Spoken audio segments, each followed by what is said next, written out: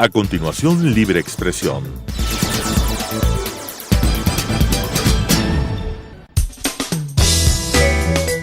Clasificación B, bajo supervisión de un adulto.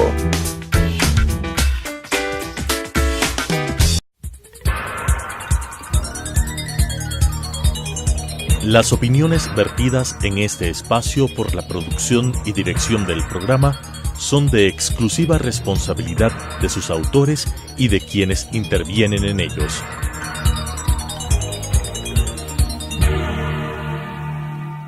Telesucesos Canal 29 UHF presenta Libre Expresión. Un espacio para defender los derechos humanos, impulsar la democracia y escuchar a la sociedad. Con la conducción de César Ricaurte. Libre Expresión. Hola amigos, bienvenidos a Libre Expresión. Gracias por acompañarnos en este programa. Damos la bienvenida a nuestro invitado Juan Carlos Solines.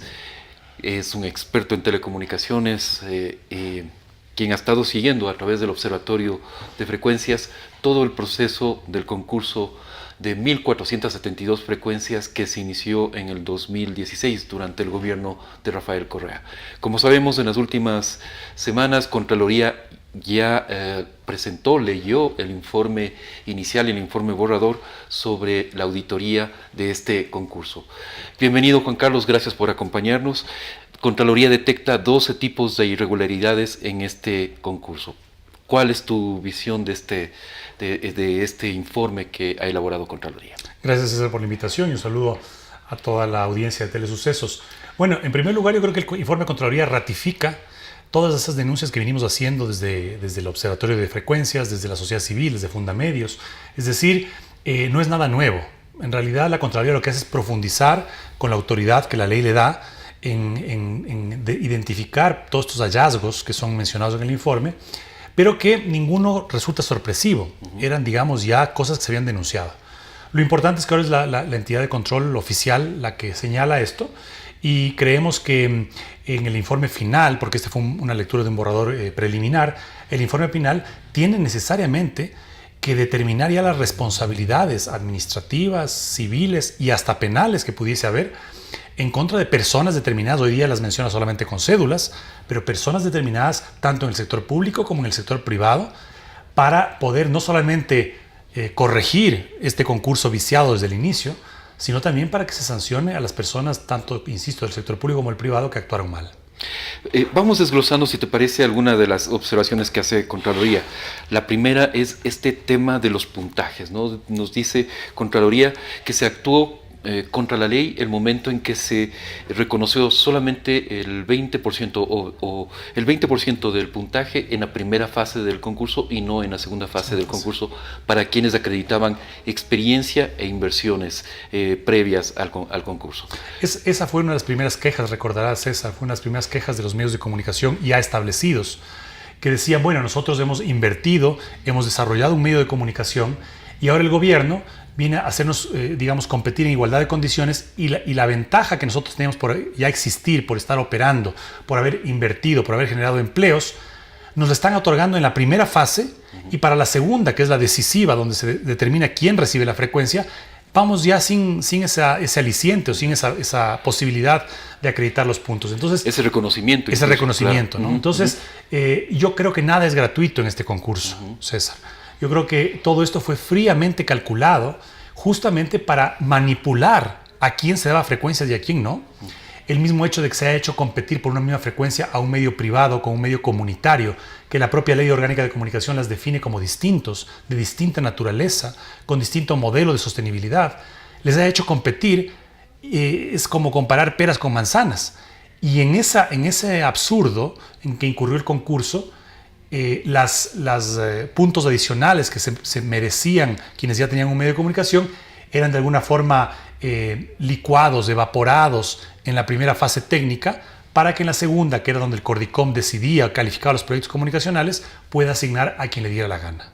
Que en la segunda fase, justamente otra de las observaciones de Contraloría es este reconocimiento por acción afirmativa de 30 puntos para los medios comunitarios. Pero antes de entrar a eso, no quiero dejar suelto este aspecto del concurso que mezclaba comunitarios con privados, porque hace unos días conversaba con Ana Costa de los medios comunitarios y me decía que esa era una preocupación de los comunitarios sobre las reformas a la ley de comunicación, de que ahora se separaba el concurso para que solo sean comunitarios con comunitarios y privados con privados. Y ella decía, bueno, no nos va a quedar ninguna frecuencia para privados. ¿Qué opinas de esta observación? Yo creo que eso no es tan cierto porque recordemos que antes de este concurso que ha sido señalado con irregularidades por la Contraloría, ya se produjeron 2 concursos solamente para medios comunitarios en varias regiones del país. Y fueron ambos declarados desiertos porque no hubo peticionarios. Es decir, esto que nos vendieron, yo pienso que los medios comunitarios son fundamentales para democratizar la comunicación y la información en un país. Son muy importantes porque de alguna forma empoderan y dan un mecanismo, una herramienta a los sectores sociales para que puedan difundir su información, difundir sus opiniones.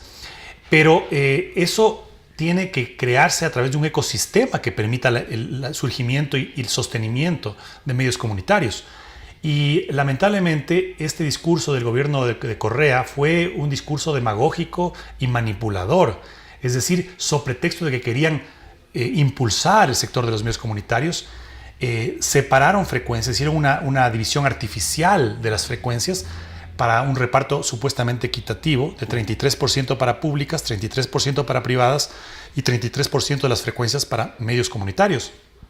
Pero esos concursos a los que me refiero, esos 2 previos, en donde no hubo una sola postulación por una frecuencia, evidencia que la sociedad, las organizaciones de la sociedad civil no estaban preparados para eso.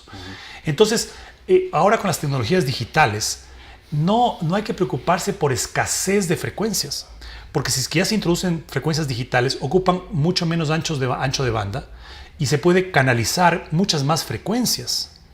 El problema no es ese. El problema es que no hubo un verdadero impulso, no hubieron políticas públicas para apoyar, para impulsar, para capacitar, para financiar a las organizaciones sociales, y que la última etapa, cuando ya se ha logrado todo eso, es darles una frecuencia. Entonces había que hacer una racionalización, pero detrás con unas políticas públicas que realmente impulsen al sector comunitario. De hecho, veía en un estudio de mercado sobre la radiodifusión ecuatoriana que las llamadas comunitarias, la gran mayoría son radios de iglesias, en realidad, radios vinculadas tanto a la Iglesia Católica como a iglesias protestantes. Es decir, no hay una consolidación real del sector en este momento. Así es.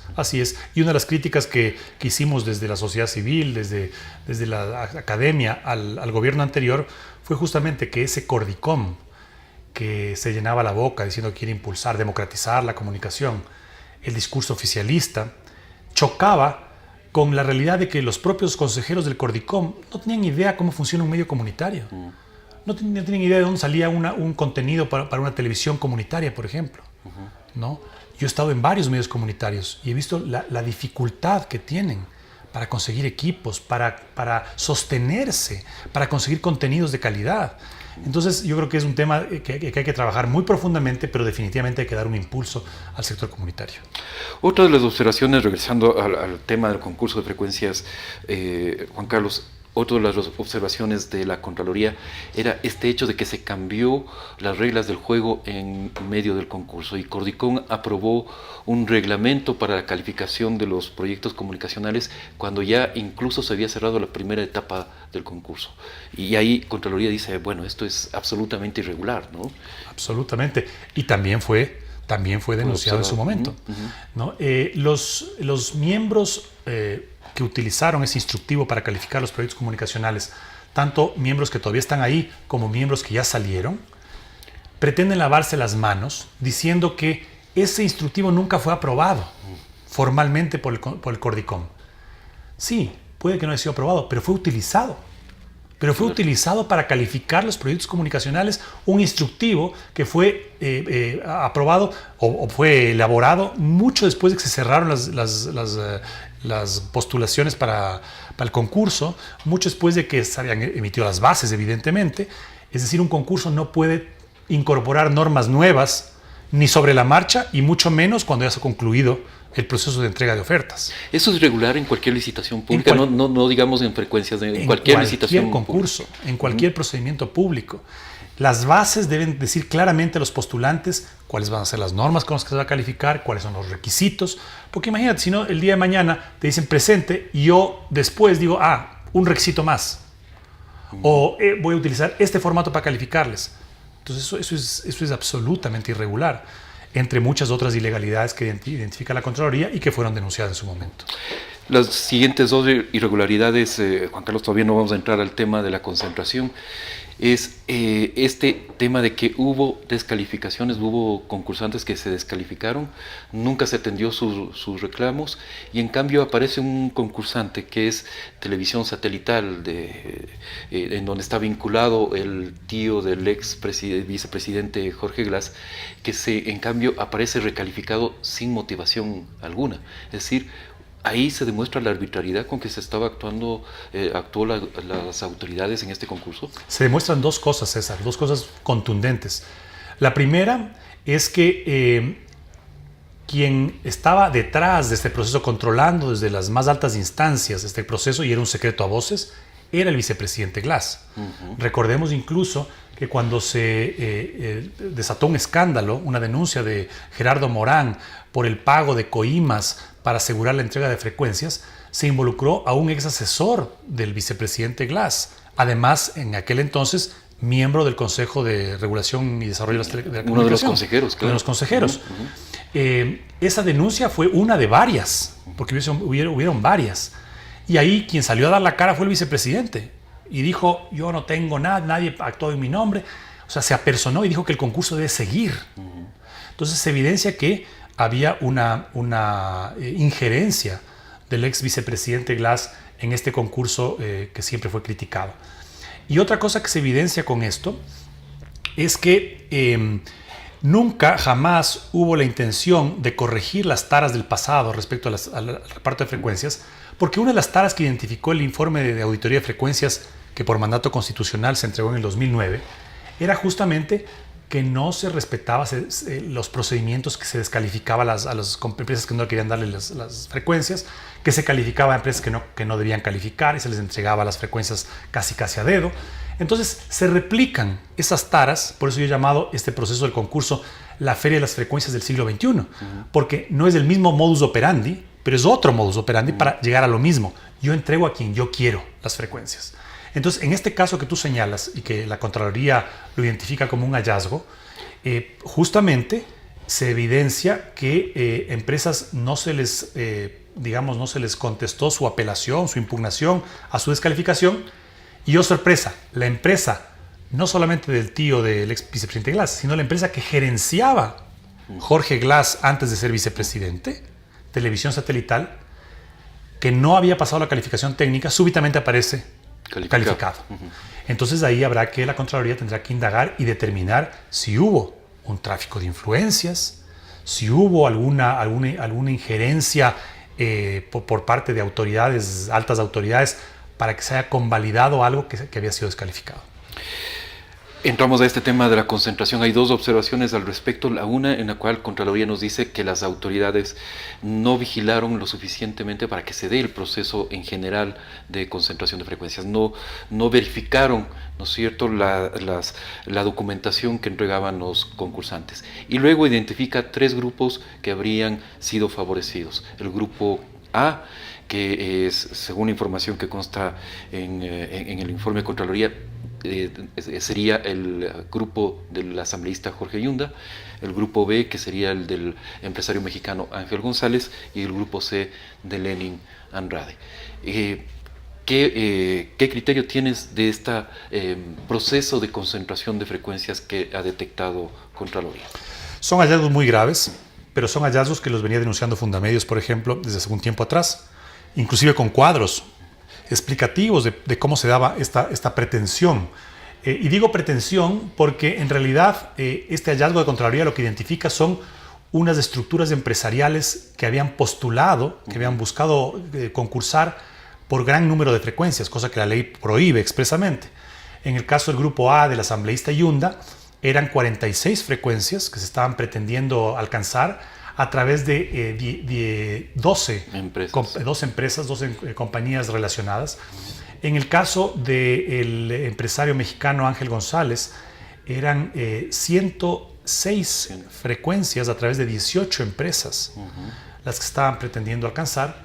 Y en el caso del empresario del radiocomunicador Manavita Lenin Andrade, me parece que eran 10 o 12 frecuencias a través de 5 empresas. Más pequeño, sí. Es bastante más pequeño. Entonces, claro, aquí lo grave es que lo que transparenta a Contraloría es que había una intencionalidad a través de estructurar un conglomerado de empresas, una intencionalidad de engañar al Estado, de evadir las limitaciones que la ley impone. Y claro, con números de cédula determina que todas estas empresas de estos 3 grupos eran relacionadas. Ahora, lo que resta todavía es saber, por un lado, en qué tipo de omisión incurrieron las autoridades tanto del Arcotel como eventualmente del Cordicom al no haber detectado esto. En unos descargos preliminares dicen es que nosotros pedimos los certificados de la superintendencia de compañías y los accionistas no coincidían. Pero claro, pues precisamente la estructuración de empresas para ocultar quienes están detrás es justamente utilizando accionistas distintos. Claro. Pero ¿quiénes son estos accionistas? Pues la hermana, la mamá, el hijo, el conserje, el mensajero, la secretaria, ¿no?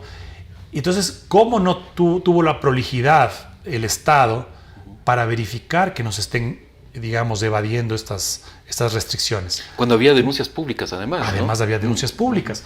Y luego la Contraloría llega a determinar la relación a través de información de los bancos, determinando que las firmas autorizadas en cada una de estas compañías coincidían.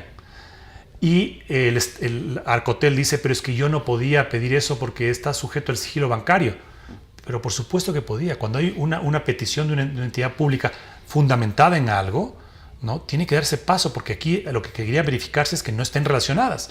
Entonces, claro, cuando el sector público, los funcionarios se sienten descubiertos en su acción u omisión, buscan lavarse las manos, pero la Contraloría tiene el desafío de determinar responsabilidades, como digo, administrativas, civiles, penales, de quienes omitieron descubrir estos hallazgos que la Contraloría sí descubre y que, como tú dices, fueron denunciados. Ahora, tú hablabas de pretensión, pero en realidad hoy estos grupos ya tienen frecuencias de radio y televisión que estarían violando la ley. ¿Qué aconsejarías hacer con eso? ¿Habría que iniciar una investigación sobre las frecuencias ya operadas ahora por estos grupos? Por supuesto, y es lo que he dicho yo en varias intervenciones que he tenido, que lamentablemente el informe de Contraloría se refiere solamente al concurso. Y en el concurso, me parece que con excepción del grupo del asambleísta Yunda, a la que se le otorgaron, me parece que 4 o 5 frecuencias sí. de las 46 que pretendía. Y en el caso de Ángel González, el empresario mexicano, me parece que le dieron la de Ecuador Radio. De AM, pero la gran mayoría estaba todavía por resolverse. Entonces podrían decir, como le he oído al asambleísta Yunda, yo no he pedido nada, a mí no me han dado nada. Sí, pero el ilícito, el tratar de engañar al Estado a través de una estructura empresarial es un acto que ya está cometido y que tiene que traer consecuencias. Y aunque se declare nulo el proceso de concurso, que yo creo que es la única opción que tiene la Contraloría en este momento, aunque se declare nulo el concurso, se tienen que determinar responsabilidades tanto de los privados como de los públicos. Pero como tú bien dices, una cosa es el concurso y el informe al que se refiere, el informe de Contraloría que se refiere al concurso, y otra cosa es estos mismos grupos señalados en el informe que ya vienen operando con varios medios de comunicación. Entonces, si hay un hallazgo en donde la Contraloría dice, estas empresas, estas 2 empresas del señor Yunda, estas 18 del señor González, son relacionadas, automáticamente la autoridad de telecomunicaciones y la fiscalía deberían ver si es que las frecuencias que ya tienen en su poder son producto de algún tipo de anomalía o de ilegalidad. Es decir, esto puede dar motivo a varias investigaciones todavía, por lo penal y por el lado de telecomunicaciones o administrativo. Definitivamente. Y lo ideal, lo óptimo sería que la Contraloría inicie una especie de examen especial a todas las frecuencias de radio y televisión que se hayan entregado desde el 2009, en que se entregó el informe de frecuencias, o sea, de mayo de 2009, hasta la fecha.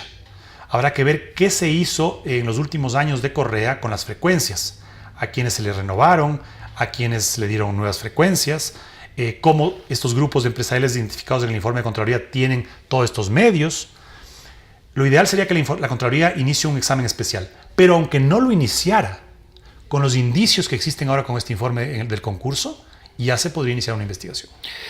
Tú ya has respondido de alguna forma, pero Contraloría todavía no da a conocer sus recomendaciones.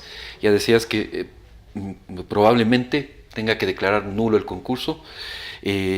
¿También indicios de responsabilidad penal, Juan Carlos?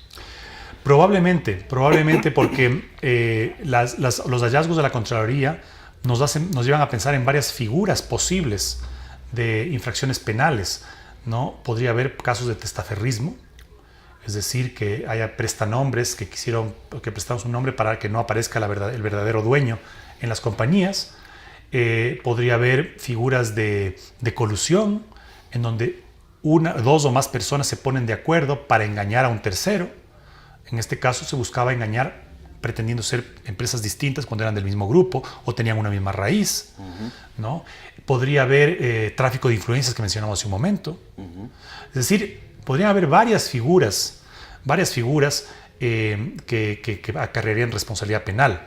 Hay que ver, por eso digo, la Contraloría tiene un desafío muy importante y una responsabilidad histórica, no solamente para haber determinado estos hallazgos preliminares, sino para llegar hasta el final de las consecuencias, es decir, determinar quiénes son los responsables de todas estas anomalías. Hay concursantes que actuaron de buena fe, que quizás incluso obtuvieron ya frecuencias, porque más de 200 frecuencias ya fueron otorgadas o licencias que se llaman ahora para operar las frecuencias. ¿Qué hacer con ellos? ¿Qué hacer con estos concursantes que actuaron de buena fe? Es muy importante eso, César, porque claro, cuando vemos que hay personas, empresas, medios de comunicación ya establecidos o nuevos que actuaron de buena fe, que cumplieron con los requisitos establecidos en el concurso, que presentaron su documentación en buena lid y que eventualmente, me parece que son 270 y pico de frecuencias entregadas, recibieron su frecuencia y firmaron un contrato con el Estado, ellos no tienen por qué asumir, digamos, los perjuicios o el daño de acciones y omisiones del Estado que realizó mal un concurso. Entonces, y tampoco cabe, como he oído en algunas ocasiones, que se diga, bueno, que se declare nulo el concurso, pero que les dejen a los que tienen la frecuencia. Eso no es posible, porque si es que el origen de esas frecuencias, el origen de esos contratos es nulo, no se puede convalidar un acto de la administración pública cuyo origen es nulo. Claro. Lo que habrá que ver, y eso yo he conversado incluso ya con las autoridades del Cordicom, para decirles que pensemos en un mecanismo legal de transición, por ejemplo, en donde puedan esas personas naturales o jurídicas que obtuvieron una frecuencia en este concurso declarado o que pueda ser declarado nulo, que tengan algún mecanismo para que en el siguiente concurso que se lo haga bien hecho, ellos ya no tengan que presentar nada. Además, recordemos que las frecuencias entregadas en este concurso lleno de irregularidades son frecuencias que no tuvieron disputa. Es decir, claro, no hubo otro concursante. Eso facilita las cosas. Entonces yo les diría a todos aquellos que tienen estas frecuencias ya confirmadas del contrato, que no se angustien, que hay mecanismos dentro de la ley para que ellos puedan seguir operando, si es que ya están operando, y para que tengan un procedimiento especial, ¿no? Recordemos, por ejemplo, que hace algunos años hubo ese procedimiento de devolución-concesión, que la auditoría luego lo señaló como ilegal. Claro. Yo personalmente como abogado pienso que no es ilegal, porque la administración pública dictó un reglamento. Pero ponía de ejemplo eso porque ahí justamente se hizo un procedimiento especial para que las personas naturales que tenían una frecuencia puedan traspasarla a una persona jurídica. Porque si el día de mañana el radiodifusor de 30 años, 40 años se moría, la frecuencia tenía que volver al Estado. Claro. ¿Qué pasó en algunas ocasiones? ¿Qué pasó en algunas ocasiones? Sí. Entonces, hay procedimientos. y hay potestad estatal para poder ayudar a toda esa gente. Pero hay que diferenciar quienes actuaron de buena fe, en buena lid, cumpliendo con la ley, y quienes pretendieron engañar al Estado. Finalmente, Juan Carlos, habrá que llamar un nuevo concurso. Pase lo que pase, me parece que los efectos de esta auditoría va a ser finalmente que gran parte de ese concurso o todo sea anulado. ¿Cómo llevar a cabo un concurso que evite toda esta serie de problemas que tuvo este enorme concurso de 1.472 frecuencias? Bueno, yo creo que el punto de partida es el informe de Contraloría y que las nuevas autoridades, tanto del Arcotel como del Cordicom, con responsabilidad acojan toda esta documentación enorme que Fundamedios generó, que desde el Observatorio de Frecuencias generamos, para que revisen y vean qué es lo que hay que corregir. Porque, ojo, el informe de Contraloría, si bien ratifica lo que habíamos venido denunciando durante varios meses, creo que omite todavía algunos aspectos que también fueron denunciados y que no se recogen en el informe. Entonces, en el informe final, yo creo que la Contraloría tiene la tarea de revisar, por ejemplo, una a una las 270 y pico de frecuencias que ya se otorgaron, para ver bajo qué condiciones se otorgaron. Por ejemplo, conozco de un caso específico en Loja, donde uno de los beneficiarios de una frecuencia es un primo de una ex consejera del Cordicom, de la consejera Mogrovejo, si no me equivoco. Un primo hermano, ¿no? Y entonces hay una prohibición expresa en la ley que prohíbe que se concedan frecuencias a familiares. Entonces hay una serie de casos específicos que la Contraloría tendrá que analizarlos y que se remiten al concurso. Entonces yo creo que la tarea ahora es esa. El punto de partida es que el informe de Contraloría salga lo más completo posible y que las autoridades actuales, tanto del Arcotel, que es de la dueña digamos, la administradora del espectro, claro, como el Cordicom, que evalúa los proyectos comunicacionales, recojan el informe de Contraloría y recojan todos los demás insumos y aportes que ha habido de denuncias y hagan un concurso transparente, apegado a la ley y sobre todo permitiendo, dentro de la transparencia, permitiendo la veeduría que el anterior concurso nunca permitió. ¿Pero el concurso debería hacerse después de las reformas a la ley de comunicación o antes? Creo que lo más prudente, no sabemos cuánto tiempo va a tomar las reformas a la ley de comunicación. Claro. Entonces, digamos, es difícil establecer un cronograma de qué es primero, porque si es que recordemos, la ley orgánica se tomó casi 4 años en debatir. Si estas reformas esperemos que no se demoren claro, mucho tiempo. Y veamos cuándo sale el informe final de Contraloría y qué mecanismos se establecen dentro del Arcotel y de Cordicom para retomar el tema del concurso. No necesariamente tiene que ser un concurso de 1.472 frecuencias. Claro. Eso es algo inédito en el país. Puede retomarse el tema de hacer concursos sectoriales o regionales, ¿no? Para privados, para comunitarios. Puede atenderse lo que el anterior gobierno mañosamente, y lo digo así textualmente, mañosamente no atendió, que es las renovaciones de las frecuencias. Claro. ¿Por qué no renovó a tanto medio que ya viene operando y medios prestigiosos? ¿Por qué no les renovó? Entonces, si ahora cabe renovar la frecuencia a una estación determinada, que se la renueven. Y si es que el reparto, digamos, el parcelamiento para frecuencias para el sector comunitario quiere hacérselo, que se identifique las frecuencias. Hay muchas frecuencias que no están siendo utilizadas. Por ahí deberían empezar. A ver, las frecuencias que no están siendo utilizadas, utilicémoslas para medios comunitarios, sin necesidad de quitar a nadie. Ahora, si hay una demanda mayor a esa, comenzamos a ver qué frecuencias se pueden conseguir. Hacer una nueva canalización, por ejemplo. Exigir que los nuevos medios que postulen por una frecuencia ya utilicen medios digitales. Con nuevas tecnologías. Con nuevas tecnologías, no analógicos.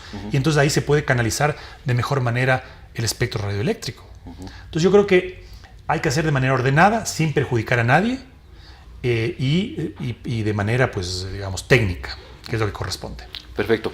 Gracias, Juan Carlos, por tu presencia y por esos importantes criterios. Y a todos ustedes, amigos televidentes, gracias por acompañarnos en este Libre Expresión. Nos volveremos a encontrar la próxima semana. Un fuerte abrazo. Las opiniones vertidas en este espacio por la producción y dirección del programa son de exclusiva responsabilidad de sus autores y de quienes intervienen en ellos.